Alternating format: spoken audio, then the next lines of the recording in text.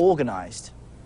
Well, there is no single opposition, and the government has been very successful over many years in keeping that opposition apart, creating alternative movements within civil society to inhibit and undermine the possibility of an organized political opposition.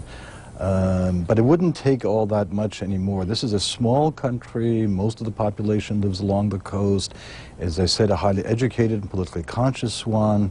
I don't think it would take all that much to mobilize a national movement to challenge the incumbent government. The problem lies with the ability and the willingness of the state to use the security forces to impose its will, and as we've seen in recent days, almost at any cost. And that, I think, might be the defining characteristic of a regime that is increasingly being viewed as a police state.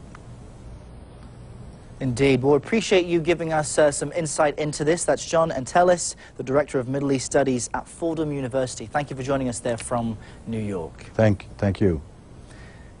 Here are some more details on the country for you. Some of them we've mentioned. After 75 years of French rule, Tunisia gained its independence in 1956. And in 1987, President for life, Habib Bourguiba, was removed from office and replaced by Ben Ali in what's called a bloodless coup.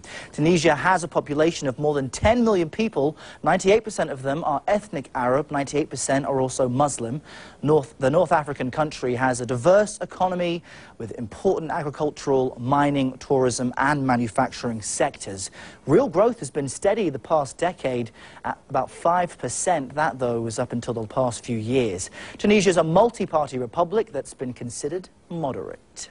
Now, we want to continue our conversation about the protests in Tunisia now, because one of the first places we talked about this, at length anyway, was on CNN.com/Arabic. Mustafa Al-Arab is the online editor for the website. He joins me now from CNN Dubai. Good to have you on the program again, Mustafa. I remember you saying social networks and blogs played a role in this, so the population is more educated, more prosperous and more web-savvy now.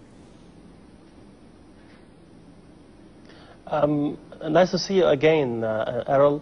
Actually, we're still receiving some reports about minor rallies taking place in some cities.